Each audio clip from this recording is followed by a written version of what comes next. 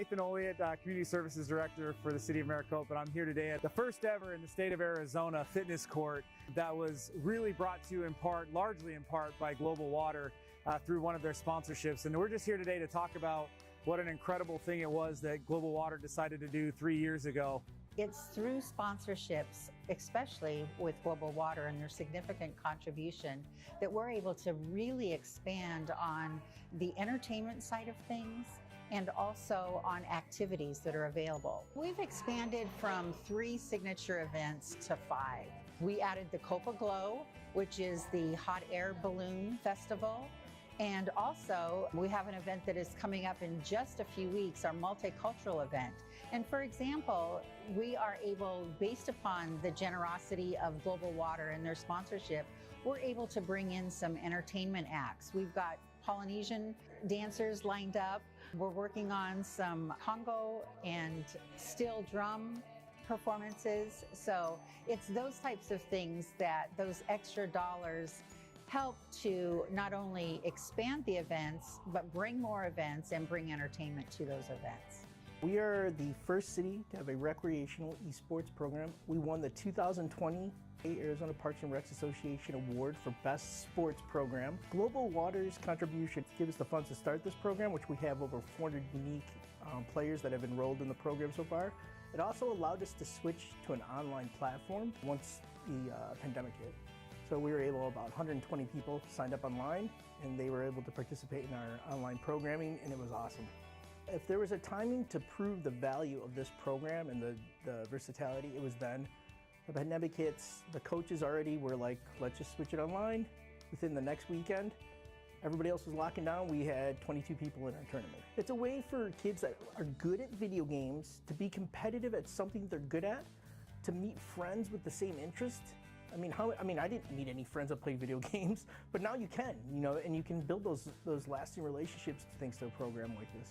Rec in the Greenbelt is a Parks and Recreation trailer on wheels. Has an esports component, but also has a bunch of different Parks and Recreation games, up from Connect 4 to Frisbee toss. We have golf. We just have a bunch of different things offered in that. I do believe Rec in the Greenbelt did a great job connecting the community.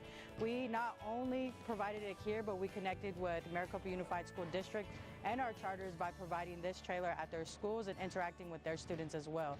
Ever since we started the program about 2 years ago, I would have to say we had about 1,000 plus participants participate. Global Water was a huge contribution to youth teen and enrichment programs, and they helped us out a lot. Maricopa's Safe in the Swim program provided free swim lessons for 197 kids. And what was cool about this program, as we tracked the progress, we realized about 90% of them did not know how to swim, and time they were done, they were safer in the water.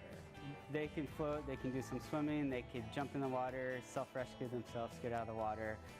This allowed opportunity for kids that not normally would be able to get to the pool to do swim lessons and things like that. So today we're at Pecana Park, but we're actually standing here at the fitness court today, which is a national fitness campaign where they try to implement outdoor fitness courts in different areas to bring fitness closer to communities. I mean, fitness really shut down during the pandemic. For us to be able to continue to provide fitness activities to the community was huge. We definitely could not have done the fitness court without Global Water. It obviously gets really hot here in the summer, and Global Water, I mean, they directly contributed to the shade structure here of the fitness court. Now it's utilized 365 days a year.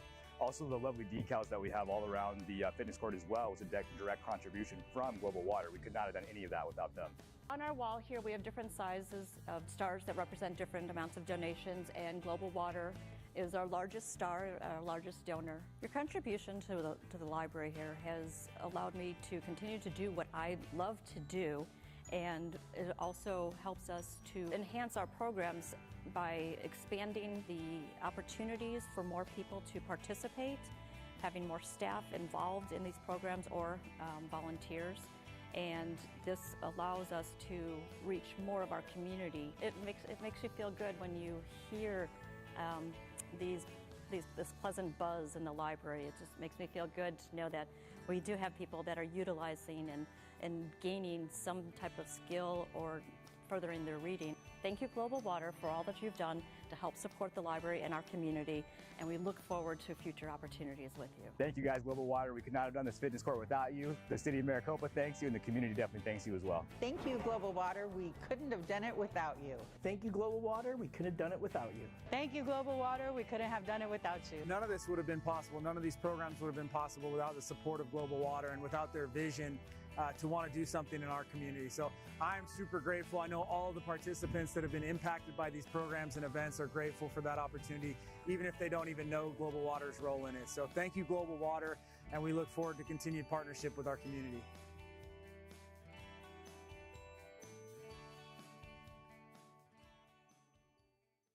This is my friend.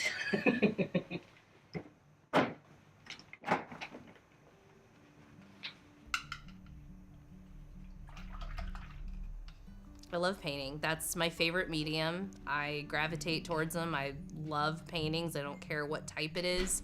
I like to look at them really close up, and it kind of drives people at the museum nuts because I'm the one with her face practically in the painting, but I love to see how they manipulated the brushstrokes and what the two colors are they mix together that make, you know, that flow and, you know, is there texture to it.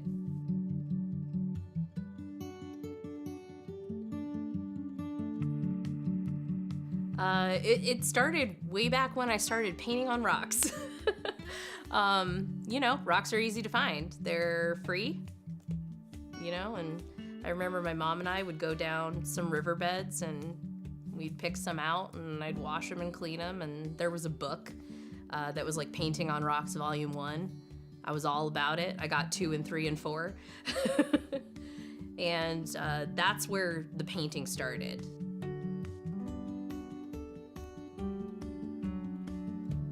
One of the things I enjoy the most is thinking you can't do something. Something's gonna be too difficult. Can I make that? And then just trying and working at it, and when you do it, it's, I don't know, it's uplifting and it's exciting and you feel strong and powerful and capable. And for me, there was just always that kind of tactile ability, but it wasn't always good. And it's something you just have to work at, and the more you work at it, you get better.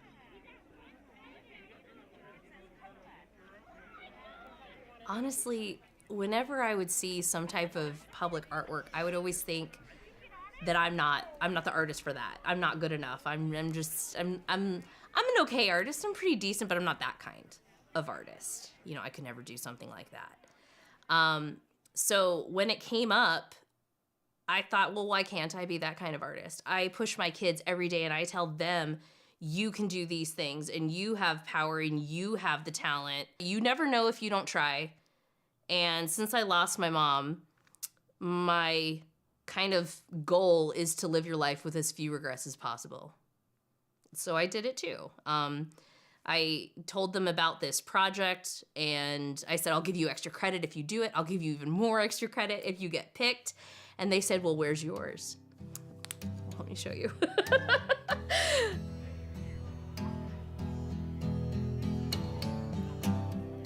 Come on, rider, 'cause I long to talk to you.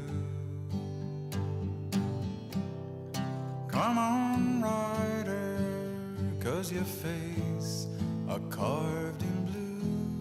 I want you to make sure you know all of these horses were designed and painted by local artists. I don't know if you're aware of how spectacular our local artistry in many different facets. It's amazing what we have in here in the city of Maricopa, and this is just the beginning of a spectacular art community. So I'm really glad for all of you to be here and share this with us.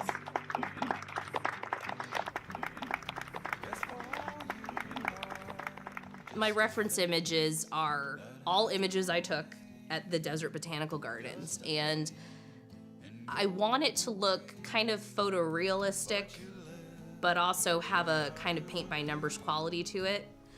And I went and chose specific paint colors that I knew would be the perfect color I would want or would mix together. to make the perfect colors I would want and to give me a different variation. So there's a lot of technical aspect thinking about what the base materials are that you need to end up getting your end result. So there's a lot of thinking. There's also, all right, how much space, how much surface area will this take up? Hello, Maricopa. It's me, Sergeant Hal Kuzier. I'm here with my friend Maria Johnson, the Crisis Director from Horizon Health and Wellness here in Pinal County. Thank you so much for joining me. We're here today to talk about a new program called 988. Maria, what is 988? 988, this is a 3-digit crisis line number. It is access to the National Crisis Line, which is currently 1-800-273-TALK. This is an additional number, 3-digit number, easy to remember to access mental health support, where you can call, speak with a trained crisis professional if you're experiencing a mental health emergency, if there's emotional distress, substance use issues. It also has veteran services available, and it'll prompt you to access that.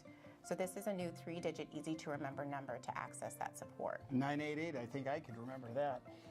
Does it replace 911? No, it's essentially parallel to 911. 911, if there is in fact a life-threatening emergency or concern, still utilized, but this is in addition to it where there's a mental health issue and that you want to have a mental health professional support. Also where it can be assessed and determined if a mobile team needs to be called out to your home to assist you and assess further need. Great. And are they available 24/7? Available 24/7, and it's free and confidential. Perfect, perfect. And there are different ways to reach 988, right? Yes, 988, or you can text 988, and there is also the online chat feature, which is 988lifeline.org. Wonderful. Maria, thank you so much for joining us today. The 988 number is a brand new number that is going to save lives and help you and your friends and family through crisis. Thank you for joining us today. Maria, thank you for coming and being here and joining us, and we'll catch you later. Thank you.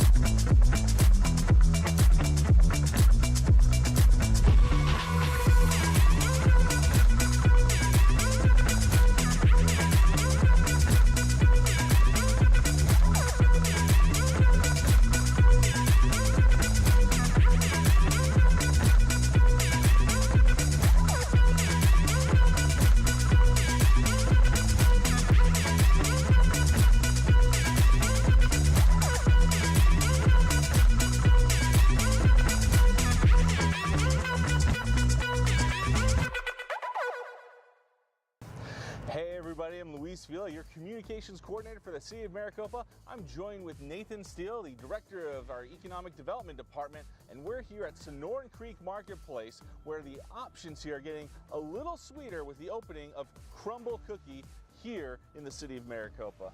So thank you for joining us, Nathan. Tell us what goes into the back end. Some of our people may not know how to get one of these popular franchises here in our community. Yeah, well, all of this is years in the making, frankly, and not just with Crumble, but when you look at all of the tenants that are coming to Sonoran Creek and across the entire city, all of it is years in the making that starts with the landowners, the property owners, the developers, as well as all of the city planners and economic development professionals getting together to make these deals work, make these packages work. When it comes to individual tenants, Crumble, like Mod, like Jimmy John's, like ATI, and all the others here in Sonoran Creek, they're looking at the overall growth of the city. They love seeing the new homes. They love seeing the apartments. They want that diversity of housing because they know that's what's going to produce the workforce housing that they need. Everyone is always asking me, and as part of my job, I'm talking to developers and retailers on a daily basis. And one of the questions these groups are always asking me is, where are my employees going to live? And they love seeing that we're building new homes, building new rooftops daily. All right, and that's what's bringing these businesses in. And I'll tell you, it's not going to stop with these. There's more and more talks we're having, more and more users coming. That's super exciting. If we look at more of Sonoran Creek, this is just some of the more and more ones that are going to be coming. Take a look at Sprouts. You see all of those inline shops with a restaurant on the end cap, and Marshall's is going to be on the other end cap. And then just as this building over here that has Mod Pizza, Crumble, Jimmy John's, and ATI, multiple tenants, this other building under construction is another multi-tenant building where you can expect several more shops to join the Maricopa family. Wow, that's an incredibly expansive addition to our community. It's a very exciting time to be a resident of Maricopa. Hey, for more information on the community, check out what'snewmaricopa.com.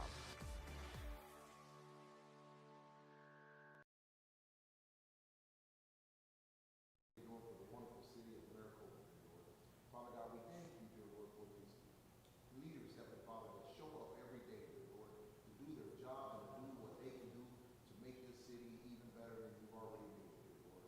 Father God, I pray right now in the mighty name of Jesus, dear Lord, that you continue to bless every elected official, dear Lord, and every servant that we have here in this wonderful city, dear Lord. Because many days, Heavenly Father, serving, Heavenly Father, is a thankless job. So I just pray that you continue to give everyone the courage, give everyone the strength, and give everybody the wisdom, dear Lord, that is needed to continue to move our city forward, dear Lord, and to put us all in a position of prosperity, good health, and good mindset. And it's in your name that we pray, dear Lord. Amen. Amen. Please face the flag.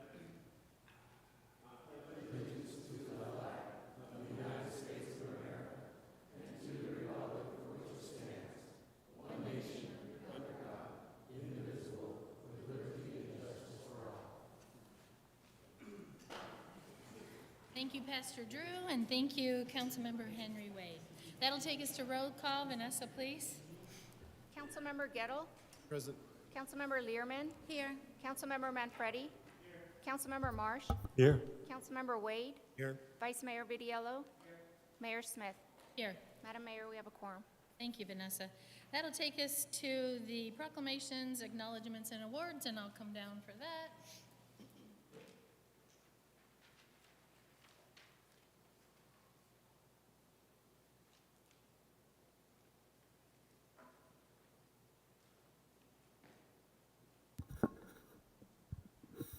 First one we have is a proclamation for older Americans, and I know that we have Elizabeth Howell here to receive the proclamation. And did you have invited guests as well? Awesome, thank you. If the age-friendly committee would come forward, that would be great.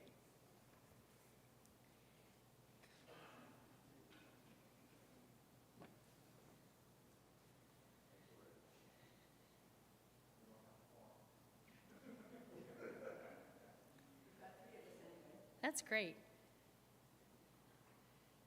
I appreciate you bringing this proclamation forward. This says, whereas the city of Maricopa includes a growing number of older Americans who lend their wisdom and experience to our community, and whereas it is important to acknowledge the contributions older individuals have made in our communities to our economic well-being, in the defense of our freedoms, and in shaping the character of our nation. And whereas our expanding elder population profoundly impacts every facet of our lives, redefining our ideas of work, retirement, and leisure, altering our housing and living arrangements, challenging our healthcare systems, reshaping our economy, and altering social and public policy. And whereas the city of Maricopa wishes to express its appreciation for the contributions of its older residents to the community and to our nation, and recognize that older adults are a vital and growing part of our city. And whereas the city of Maricopa joins the national tradition of designating the month of May as a time to celebrate the contributions of older Americans. Now, therefore, I, Nancy Smith, Mayor of the City of Maricopa, do hereby proclaim the month of May 2023 as Older Americans Month in the City of Maricopa, and express appreciation for the continuing contributions of the city's older residents to our community.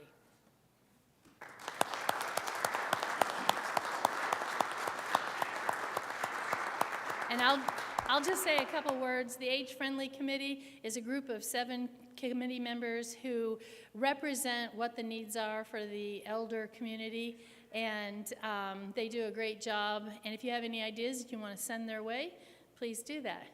We'll take a picture.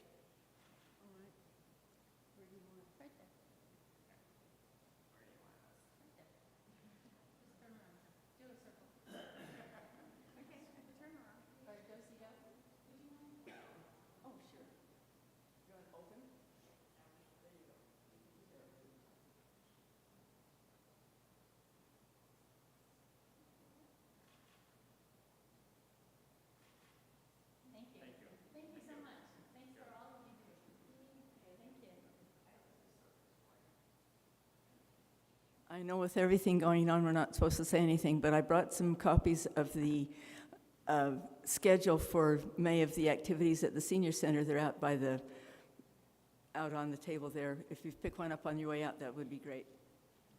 Thank you, Elizabeth. That's all right. I'll let you get away with it. All right, our next one is on Water Safety Month. I'd like to call up Carlos Schultz, the engineer with Maricopa Fire and Medical. Is he here? Oh, come on up, Chief Patassi. We would love to have you. All right. Thank you. Whereas the City of Maricopa's future depends on the long-term health, safety, and wellness of its community of children and teens in our state, whereas drowning is the single leading cause of death for children ages 1 to 4, and the second leading cause of injury-related death for children up to age 14 in the United States, affecting not only the victims, but also families, emergency personnel, and hospitals of our community as a whole. And whereas drowning and aquatic-related injuries are preventable, and whereas evidence-based strategies like the National Drowning Prevention's 5 layers of protection, which includes using barriers and alarm, constant adult water supervision, adults and children learning basic swim and water competency skills, use of life jackets around open bodies of water, and emergency preparation with CPR with rescue breaths will engage our community in water safety for all ages. Whereas now during the month of May, the City of Maricopa, led by the Maricopa Fire Medical Department, in collaboration with the National Drowning Prevention Alliance, will engage with our community in water safety for all ages.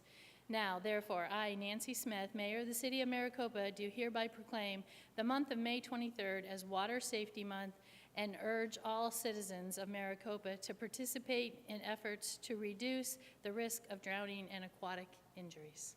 Let's watch our children out there. Thank you so much.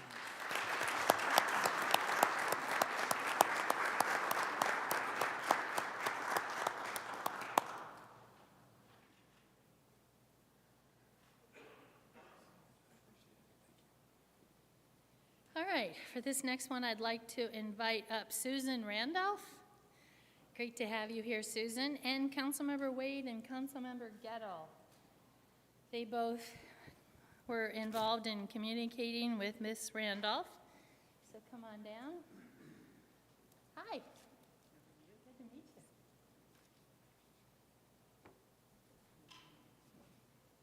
Oh, sure. Invite up anybody you want.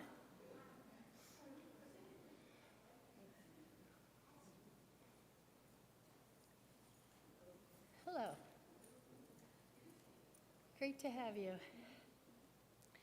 Whereas Arizona Child Care Professional Network and other organizations nationwide are recognizing child care providers on this day, and whereas over half of the children under the age of 6 nationwide are estimated to spend some time in a non-parental care arrangement on a weekly basis, which provides critical enrichment opportunities and nurtures development for children of all backgrounds and is a vital building block of our state economy.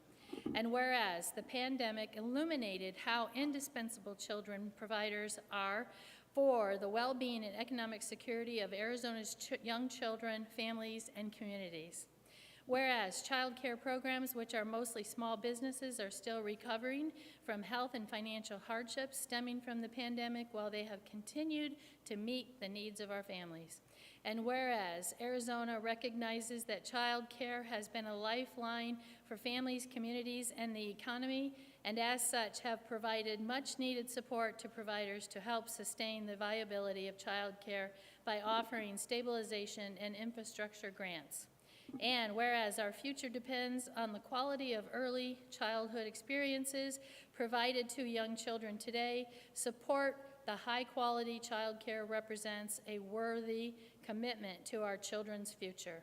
Now, therefore, I, Nancy Smith, Mayor of the City of Maricopa, do hereby proclaim May 12, 2023, as Provider Appreciation Day in the City of Maricopa and urge all citizens to recognize child care providers for their important work.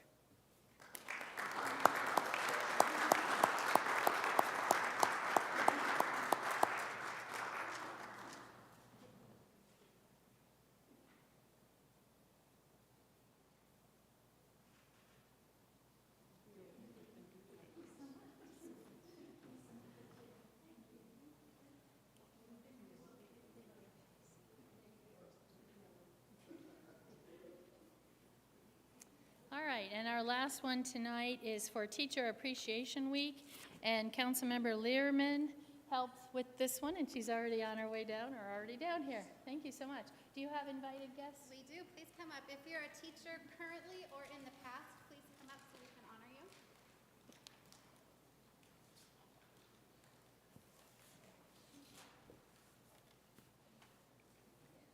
Perfect. Thank you for being here. Whereas, with great care and commitment, teachers mold future citizens through guidance and education. And whereas teachers encounter students of widely diverse backgrounds and intuitively understand bringing out the best in each child. And whereas teachers invest not only their hearts and knowledge, but will find and utilize all resources for the benefit of their students. And whereas teachers spend countless hours preparing lessons, evaluating progress, counseling and coaching students, and performing community service. And whereas our city's future depends on providing quality education to all students. And whereas the City of Maricopa recognizes and supports its teachers in educating the children of this community and acknowledges their devotion toward the betterment of our next and future generations. Now, therefore, I, Nancy Smith, Mayor of the City of Maricopa, do hereby proclaim the week of May 8th through the 12th, 2023 as Teacher Appreciation Week in the City of Maricopa. Where would we be without these last two groups? We need them. We need them for our teachers. So give the teachers a great hand.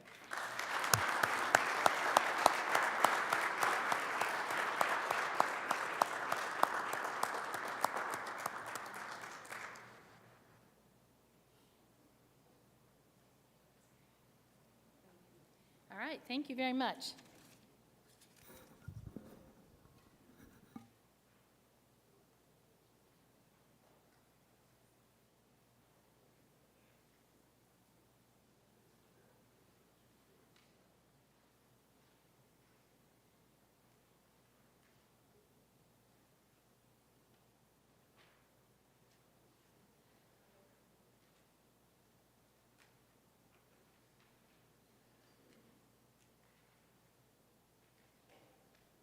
All right, that'll take us to the report from the mayor and council members.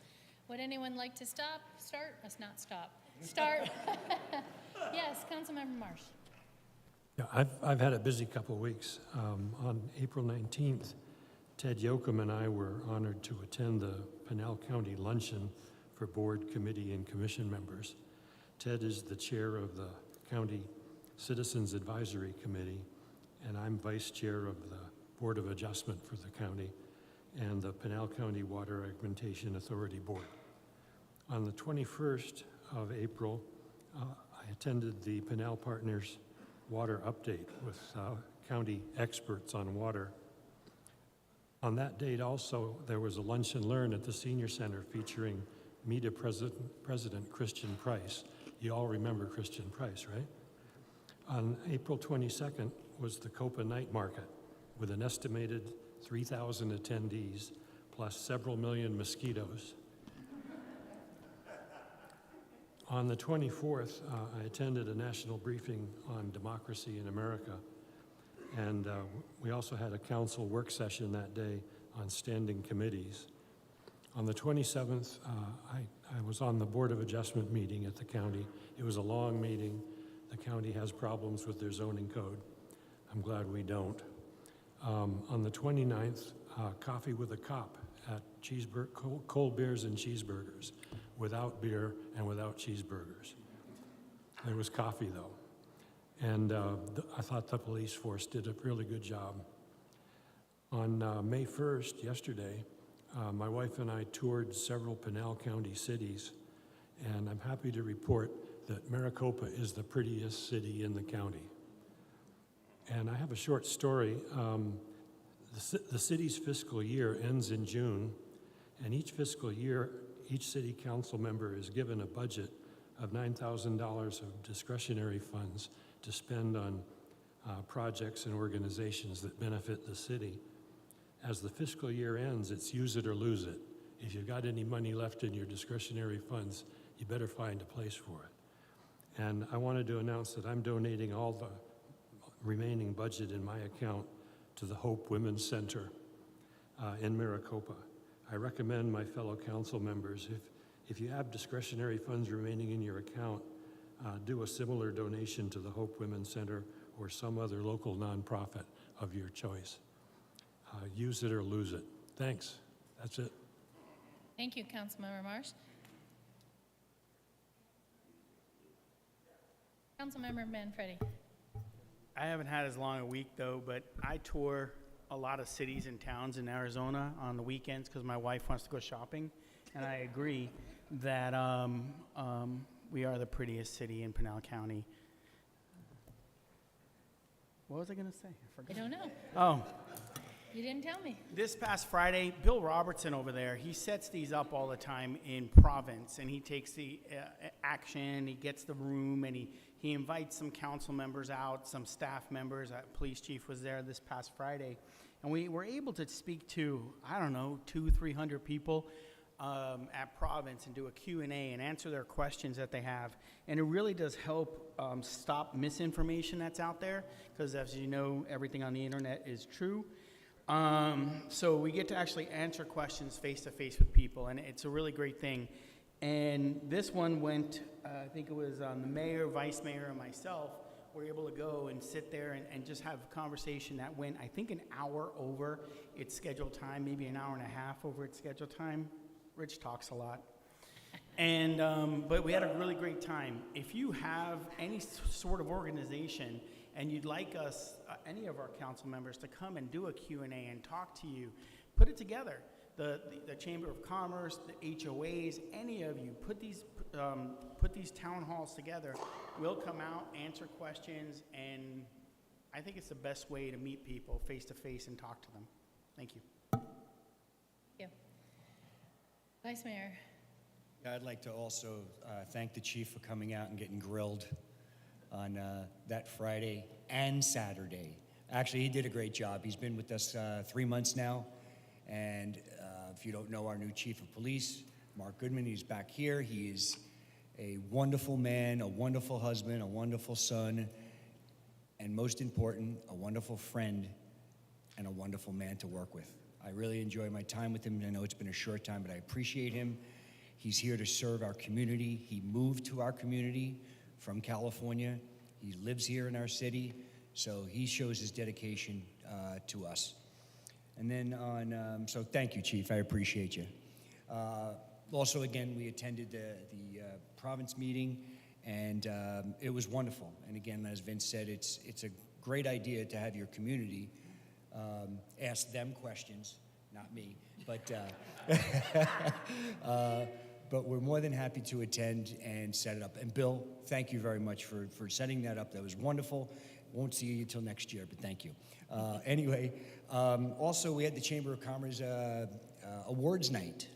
Wonderful event over at Global Water, about 130, 140 people. A lot of great awards. A lot of people got nominated and were presented great awards. And our Chamber of Commerce is very important to the city of Maricopa. They are going to help you promote your business. So I can tell you this, that if you are a small business owner or a business owner, it doesn't matter what size you are, please go over by the Chamber. That's over by META, by Station 575 on Edison, right across the street there. And go in, meet the chair. Kelly Anderson's the president, CEO? Oh, executive. Okay, and it was a wonderful evening. Please join the Chamber, become a member, and a great way to network. So thank you to the Chamber for putting on a wonderful event, amazing food, good drinks, good fellowship, and good friendship. So thank you, Chamber of Commerce. That's it. Thank you, Vice Mayor. I just have a couple items tonight. The first, if you will just oblige me and allow me to thank our city clerk's office and department. This is Municipal City Clerk Week, and we didn't do a proclamation because we already have 4 proclamations. So we brought them donuts and bagels this morning, and they do a fantastic job. And if you'll just oblige me and give them a hand, I would appreciate it.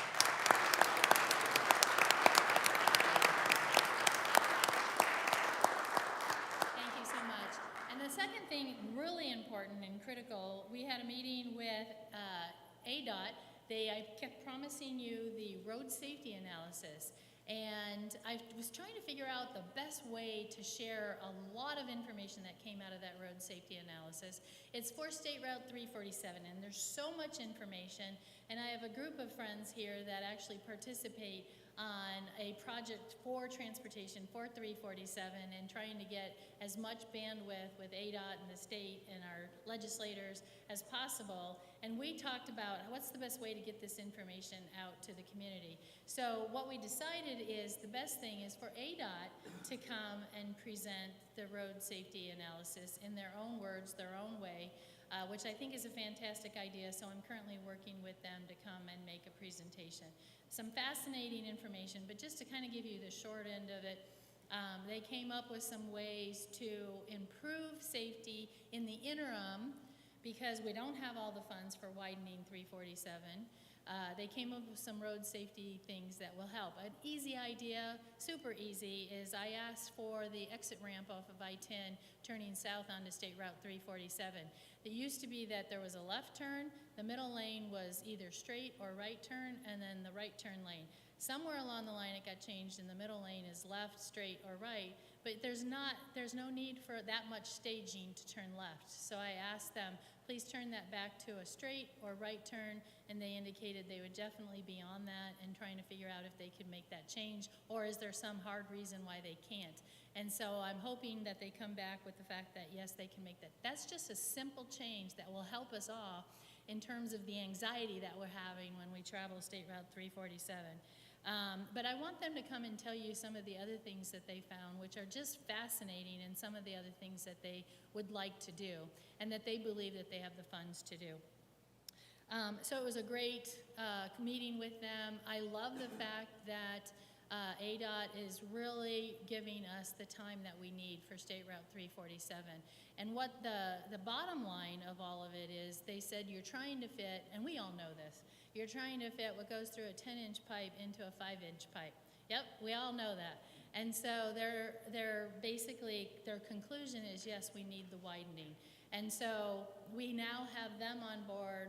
We have a meeting with MAG because MAG is the NPO that works and creates the projects within our district for funding. So we have a meeting scheduled with them that we'll be talking to them, sharing the road safety analysis study with them.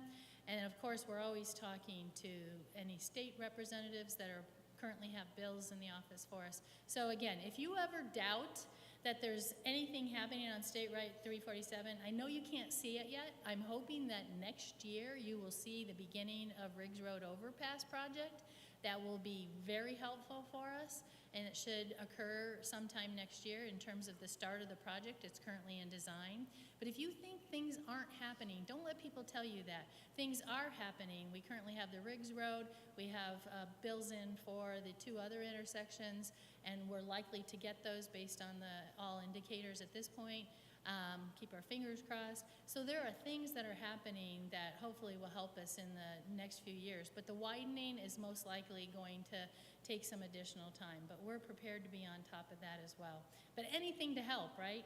So I wanted you to have some of the information. I think you'll enjoy the presentation from ADOT. And that's all I have for the mayor's message. Any additional items? Okay, perfect. That'll take us to the report from the city manager. Thank you, Mayor Smith and council. As you're aware, we're in the process of refinancing a bond. Last Thursday, staff spent 6 hours on 3 different phone calls with 3 bond rating companies, and that would be Standard & Poor's, Fitch, and Moody's. And we anticipate the ratings to come out tomorrow and Thursday, but we did receive a Standard & Poor's rating credit letter yesterday, so I wanted to share just a few excerpts out of it, if I might. The stability in these revenue sources, along with what appear to be prudent budgeting and management practices, have allowed it to build its fund balance to well within our very strong threshold. Further adding to the city's credit strength is its extensive and well-integrated fiscal management practices and policies, which are the bedrock of its maintenance of sizable reserves. Skipping down, as a result, we believe the main challenges for the city's current budget cycle are inflationary costs associated with capital needs, like everybody else, and supply chain pressures that could temper economic activity and weigh on operating margins. Maricopa, however, has demonstrated a strong trend of growth and stability in key credit factors, which we believe will persist through economic headwinds.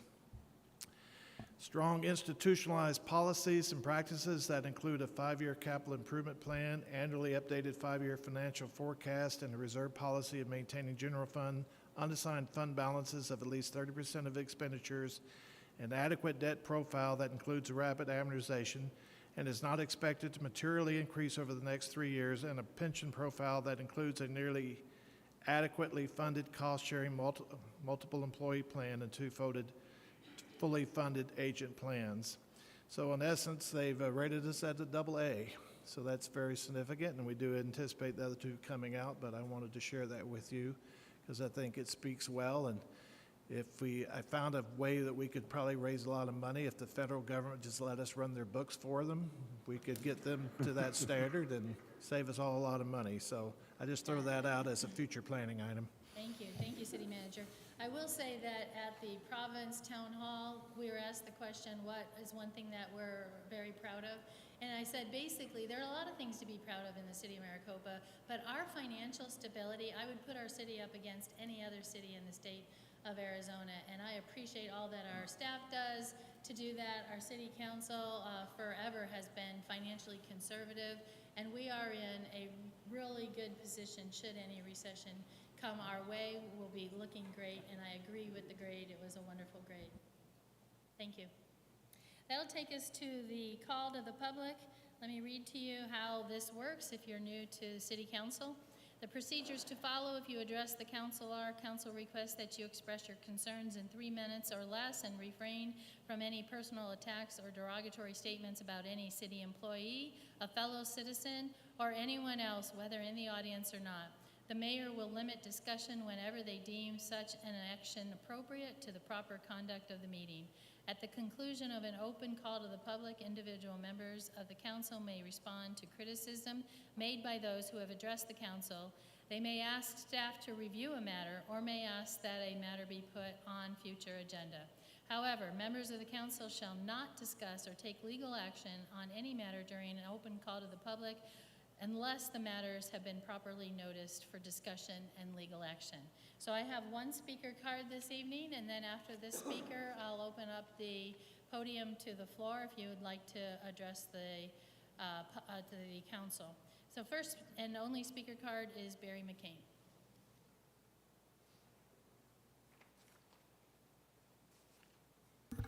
Good evening, Mayor Smith, City Council, staff, and friends. My name is Barry McCain from 36609 West Montserrat Street. I agree with everything wholeheartedly the city manager said. And Councilman Rich, I'm still trying to understand how you want other people to answer questions when you talk a lot. But anyway, last week, APS and SRP and Tucson Electricity Power gave an energy report. The report stated that this summer that all three companies will have enough megawatts required, as we should be fine.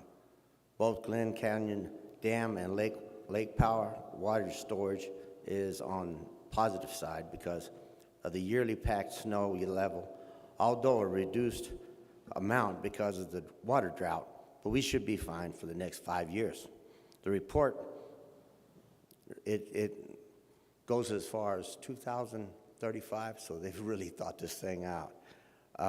Solar panels are delayed because they haven't passed enough through the U.S. Customs, but Palo Verde is going to supply the nuclear energy. Both wind and generation and natural gas will hedge our electricity stability. All three companies reported that they need better storage batteries and other storage solutions in the future, though. Use of vegetation management should curb future forest fires. At the Arizona State Capitol, we've got 114 days reported, 1,632 bills posted, 176 bills passed, 64 bills vetoed, and 112 bills signed. Last week, we had HB 2509, the taco bill. That was an interesting one because it passed through the House of Representatives with 8 nays. And then the governor vetoed it, and 21 Democrats decided to change their vote in favor of politics rather than the people's wills. I have one thing to say. If it wasn't for entrepreneurship and small business, our economy would be tanked right now. Thank you. Thank you, Mr. McCain. Would anyone else like to approach the podium and address the council? Seeing none, I will close the call to the public. That'll take us to consent agenda. Tonight we have consent agenda 7.1 through 7.2. Council, do you have any questions, comments, concerns? Do I have a motion? So moved by Councilmember Manfredi. Second. Seconded by Councilmember Lehrman. Any additional thoughts? All opposed? All in favor, say aye. Aye. Aye. Anyone opposed? I'm kind of in the negative tonight. I'm really not, but all right. That I did. I know. I didn't hear any nays, did I? Okay, perfect. And then that consent agenda passes unanimously. That'll take us to the regular agenda item 8.1. This is ordinance 23-24. It's being brought back from being tabled at the last city council meeting. And Councilmember Gettle, if you don't mind, I'll pass it over to you.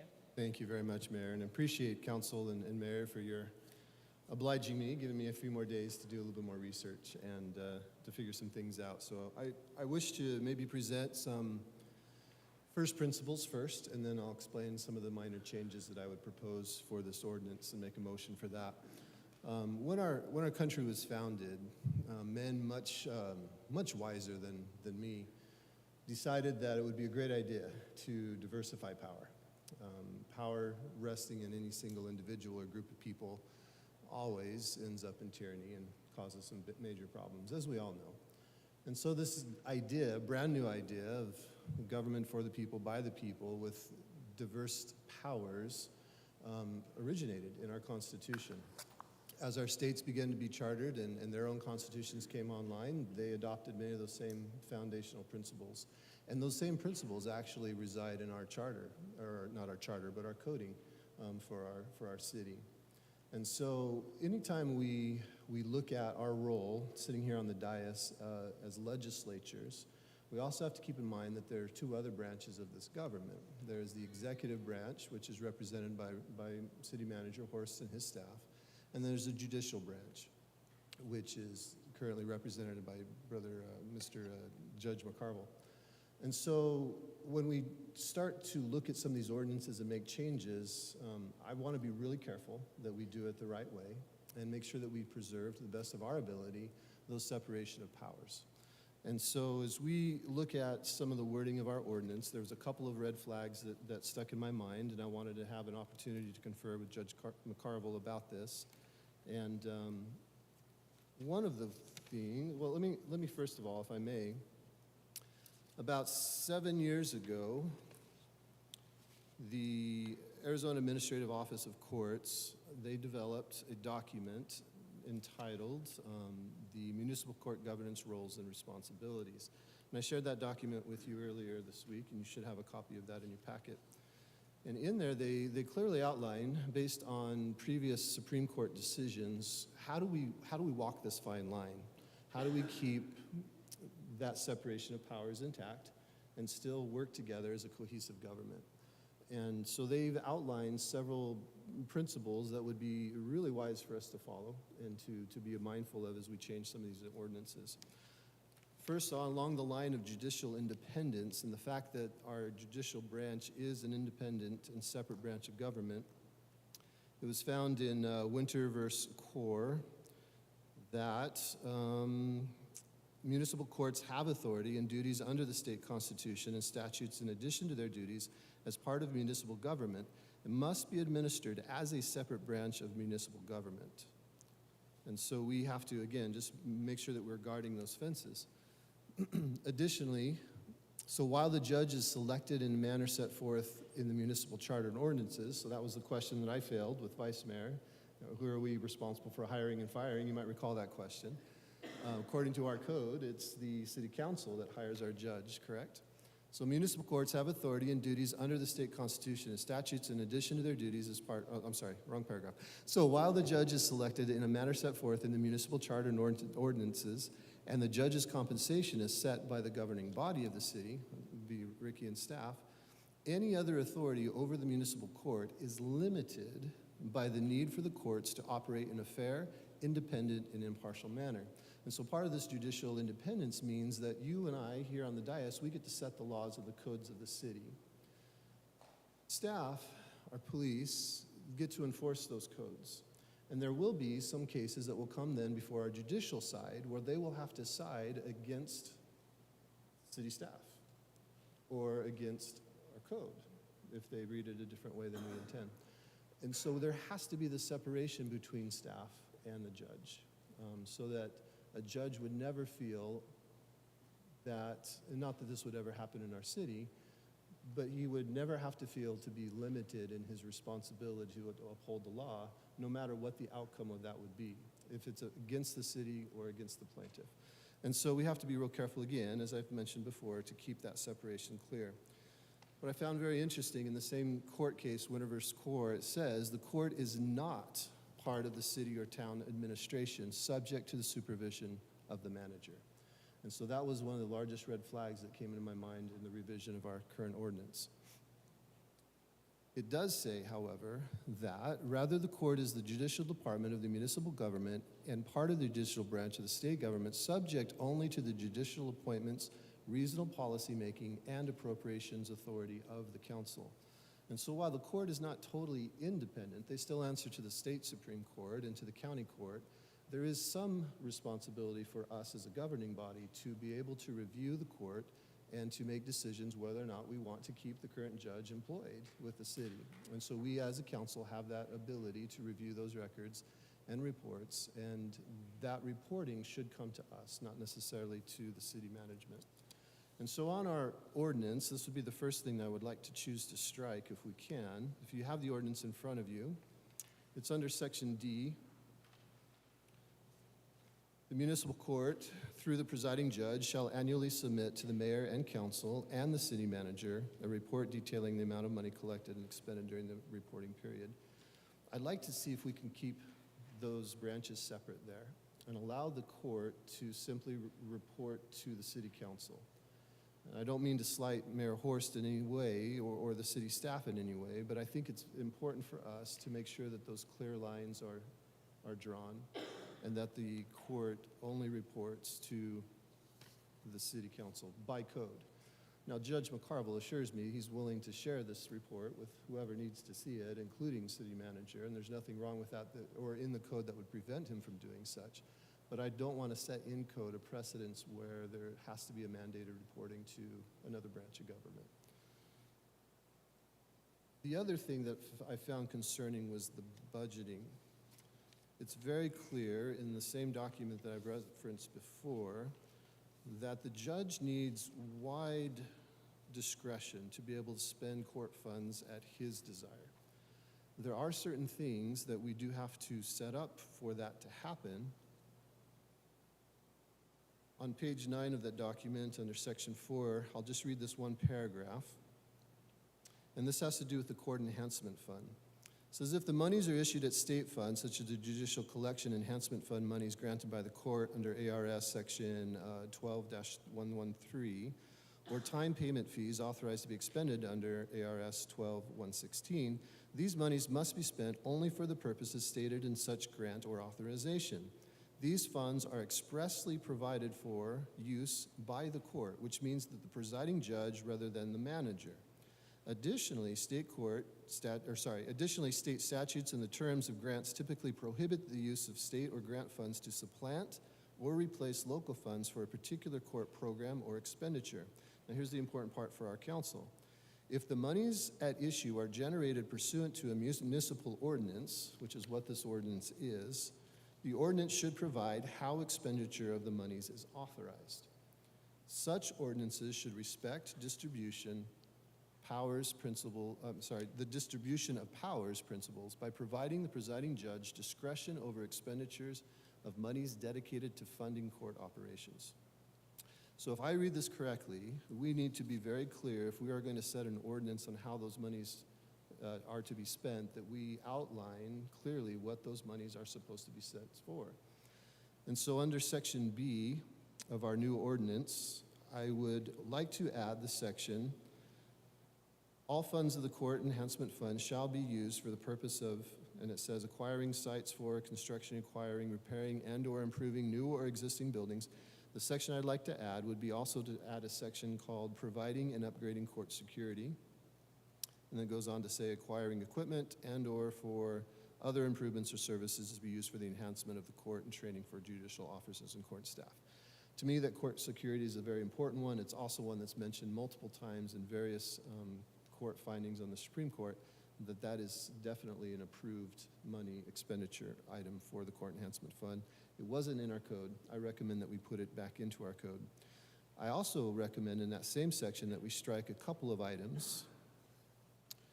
Again, because of the separation of powers, I find it a little bit difficult to envision a scenario where Judge McCarville would want to use the court enhancement funds to purchase new properties. To me, that is a role designated for our city staff.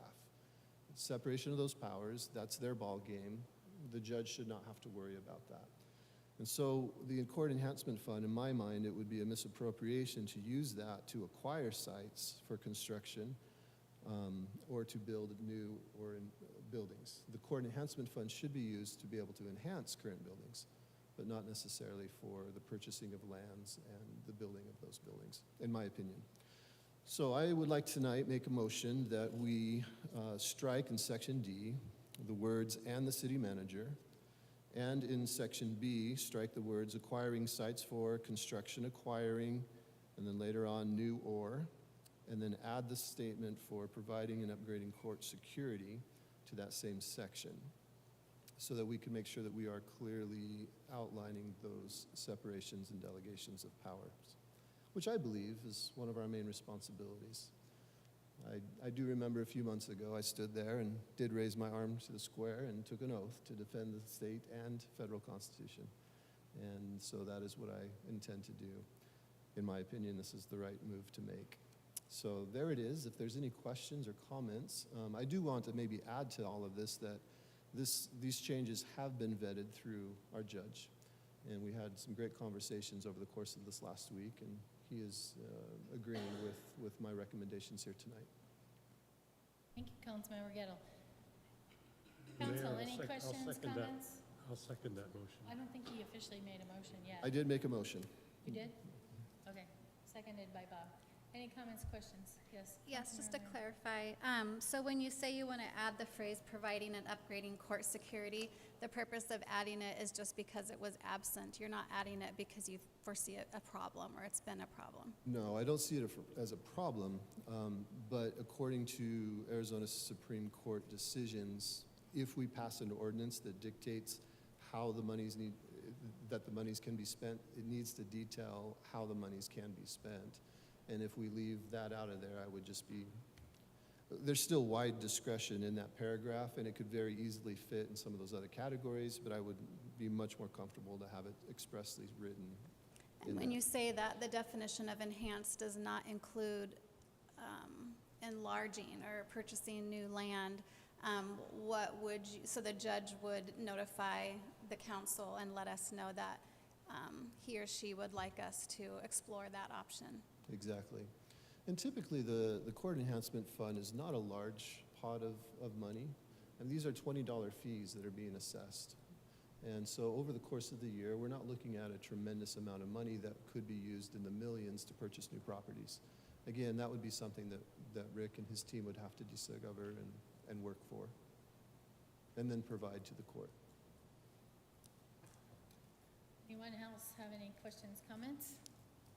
I have a couple questions. Dennis, I'm okay with the changes made in Section B, but I'm just curious, from your experience, has there ever been a need to acquire anything in terms of a site? Like, if a city gets so large, do they ever have an alternate site that's rented, not acquired, but acquire could be assumed rented, and is that still under the city?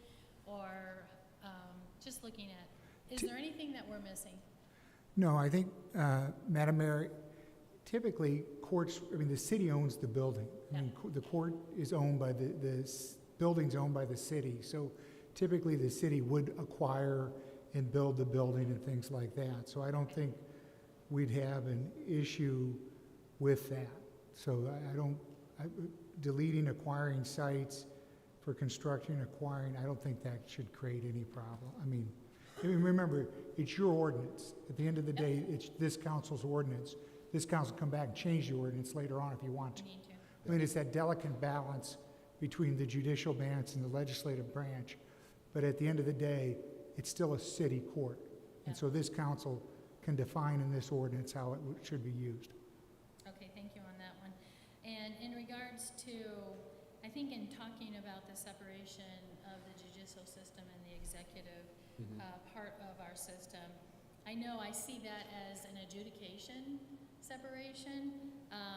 As an example, the city manager is also tasked in our code to be completely responsible for the city's budget and putting that together, which does include the court as a member or department within the city. So I want to make sure by striking the city manager that we realize that this report should make its way to the city manager and our CFO, because there's the need for accountability and potentially audits in the use of the funds. Those may arise, and I'm sure you need it to complete the budgeting process. So that's currently in our city code where the city manager has that responsibility. So I don't want to have this perceived as the fact that the city manager and our CFO doesn't need the information for those purposes. And it's already in our code, so I feel comfortable with that. Right. And that is a line, too, that we can talk a little bit more about, maybe outside of tonight's full discussion. But there is very clear legislative decisions on how, or the judge's ability to set his own budget. And so by code, which is rightfully so, and also found in Arizona Supreme Court rulings, that budget can be set by the judge, and it can be worked through the management of the city, or it could also be presented directly to city council. In our current ordinances, we have them working together with city staff, which is totally appropriate, and I totally agree that that would be fine. The reporting, though, I think for the of number D, if those court enhancement funds are already listed on what they could be spent for in Section B, and we're the ones that set that decision, I'm not sure why the city manager is brought into that part of it. from my perspective, because of the fact that he's responsible for the budget, and that's a line item in the budget, and just having that knowledge, if, you know, I mean, I can't perceive what would be in there that would be anything that he would have any he or she would have any problem with, but it is part of the budget process. So I just wanted to make that clarification. Agreed. Yeah. Any other additional comments, questions? And I think, Madam Mayor, just, I mean, you know, I think the Office of Administration of Courts, who created this document, you know, understands this balance, but remember, it does say that, you know, the city can run an audit on the court. Right. The city has a right to run an audit. The Office of Courts will run an audit every 3 years. The city also has a right to conduct organizational audits of the court, as long as it doesn't interfere with the adjudicational process of the court. And I think so, I mean, it's just, I think the parties working together, but it does specifically say that the city or town may conduct a separate audit of the municipal court in a manner that does not impair the ability of the court to conduct business as required by ARS 22402A in court rules. Fiscal or management audits or an organizational review of a municipal court may proceed with the agreement of the presiding judge as to time, scope, and nature of the audit or review to minimize disruption of judicial proceedings. So it's just, I think, the parties working together to find out the, you know, best way to operate. Absolutely. But obviously, we defer to the presiding judge to operate his or her court to the best of his ability, or her ability. Yeah, no argument. I just wanted to make sure we're all aware of the fact that there are those checks and balances and responsibilities for budget. And also, just so, under our code, all payments, fines, penalties are paid to the finance director for the city. So it's already in our code. They already have that data, you're saying. It also in our code says specifically, monthly reports are provided to the council by the presiding judge. And I know historically, when Judge Riggs did that, I think he copied all the council. I think he copied. Right. I know I got copied on him. I think Rick got copied on him. So I don't think it was, I mean, they're public documents, so everybody, and I also talked to Judge McCarville today, and so, I mean, I think preferably the court would prefer to delete that part of the ordinance, just so they don't have a statutory obligation, because they're going to do it just out of best practices. Perfect, perfect. Well, I certainly appreciate you, Councilmember Gatto, for bringing this forward. It sounds like we have another comment, question. Not much. Dennis just cleared up a lot. When I read Section D and it says the municipal court through the presiding judge shall annually submit to the mayor and council and the city manager a report. This is just for this fund.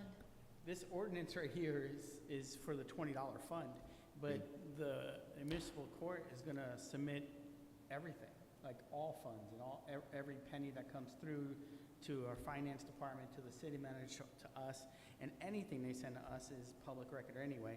So like Dennis was saying, it just seems to be a statutory thing that to remove it, that they don't have to give it to them, but they're going to give it to them. The city manager is going to have all that information because they need that information for this $20 fund, as well as every other penny that the court brings in that's part of the city coffers, basically, and is going to do everything.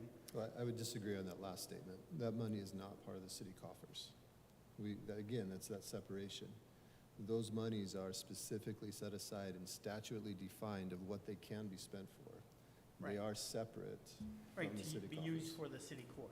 For the city court. They can't be used for anything outside of the city court. Correct. So that's what they're going to be used for. But they're going to be used for the city court. The other thing is B, where you mention all funds in the court enhancement, blah, blah, blah, blah, blah. Acquiring sites, yeah, we're not going to buy another site, and if we do, we can always change this in the future. Constructing, acquiring, repairing, and improving new or existing, and you scratched out new, but this is a new building that we'll be putting in existing buildings, providing and upgrading court security. And just my confusion on this one, you added the providing and upgrading the court security? I did. And the other stuff, acquiring equipment and or improvements was there, right? That's correct. So just the highlighted yellow is what I added. Yeah. I don't see any worry that we'd have to worry about anything.